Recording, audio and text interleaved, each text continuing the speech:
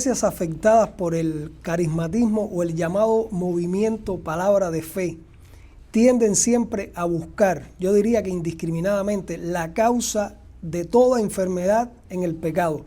Y peor aún, tienden a acusar a los enfermos que no sanan de falta de fe por no sanar de sus dolencias. Y te pregunto, Daniel, ¿realmente qué nos dice la Biblia respecto a esto? ¿Es la enfermedad necesariamente un indicador de falta de fe o de pecado? Sí, amado, la enseñanza del movimiento carismático sobre este tema es ambigua y no es bíblica. La respuesta a tu pregunta es la siguiente: toda enfermedad no es causa del pecado o de la falta de fe.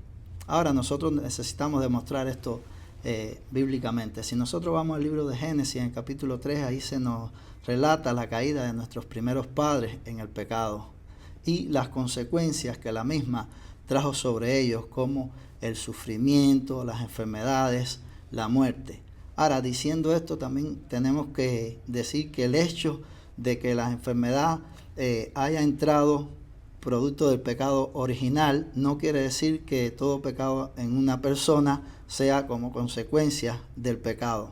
Es más bien como consecuencia de que vivimos en un mundo caído.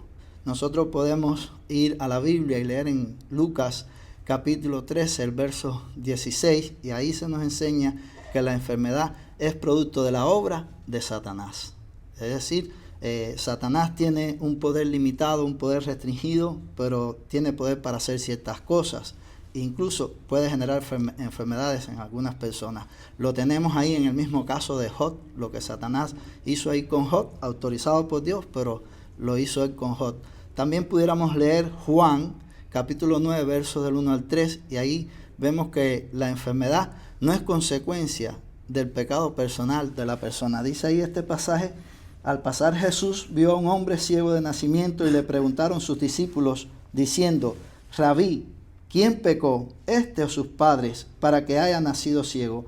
Respondió Jesús: no es que pecó este ni sus padres, sino para que las obras de Dios se manifiesten en él. Es decir, que en este pasaje Jesús deja claro que este hombre no había pecado, ni sus padres tampoco, sino que sencillamente esto era para que se manifestaran las obras de Dios. Y de esta manera Jesús tiró por tierra el pensamiento judío de que toda enfermedad es producto del pecado. Pudiéramos también pensar en el apóstol Pablo, ahí en 2 de Corintios, capítulo 12, verso del 7 al 10.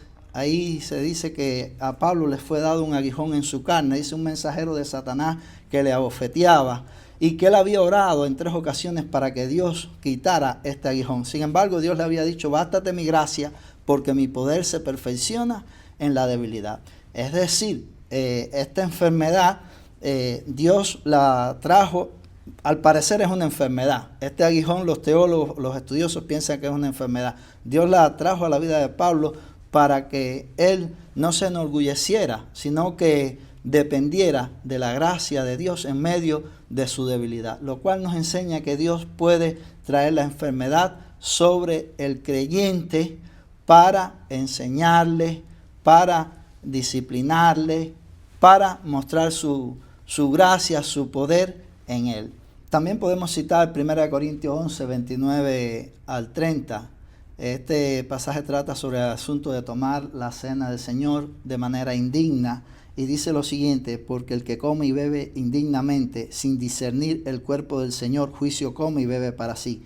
Por lo cual hay muchos enfermos y debilitados entre vosotros, y muchos duermen. Así que a la luz de este pasaje podemos ver que la muerte prematura puede llegar a algunos creyentes, incluso la enfermedad y el debilitamiento físico como consecuencia de pecados cometidos.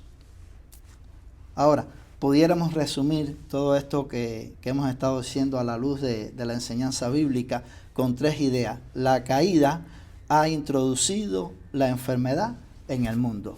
En segundo lugar, Dios puede usar la enfermedad para enseñar, disciplinar o manifestar su gloria. Y en tercer lugar, en algunos casos la enfermedad puede ser el resultado directo de acciones pecaminosas. Daniel, muy clara la respuesta, pero ¿cómo debemos entender nosotros textos en las Escrituras que nos hablan del cuidado y la protección de Dios para con el creyente, para con su pueblo? Por ejemplo, el Salmo 91, 5 al 7 dice: no temerás el terror nocturno, ni saeta que huele de día, ni pestilencia que ande en oscuridad, ni mortandad que en medio del día destruya. Caerán a tu lado 1000 y 10.000 a tu diestra, mas a ti no llegará. Esto nos da la idea de que el creyente, si no es por causa del pecado o por falta de fe, puede enfermar. Amado, este pasaje nosotros tenemos que interpretarlo a la luz del contexto general de las Escrituras.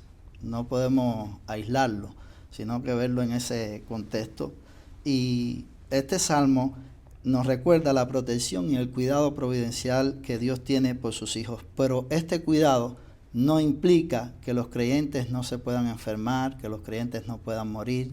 Eso no es lo que está enseñando propiamente el pasaje. Más bien enfatiza la soberanía de Dios y el cuidado providencial que Dios tiene para con sus pueblos. Por tanto, Dios siempre garantizará la seguridad eterna de sus elegidos. Más bien, ahí es a lo que se enfoca el pasaje. Nosotros pudiéramos citar Romanos 8, del 28 al final, y ahí nosotros vemos que hay peligros de espada, persecuciones, pruebas, enfermedades, la muerte, y nada de estas cosas nos puede apartar del cuidado providencial de Dios. Es decir, seguimos siendo hijos de Dios y disfrutamos de su cuidado. Si este Salmo 91 enseñara la inmunidad literalmente, como quieren hacer esto los carismáticos, entonces cuando nosotros pensamos en Job, que era un hombre justo, era un hombre recto,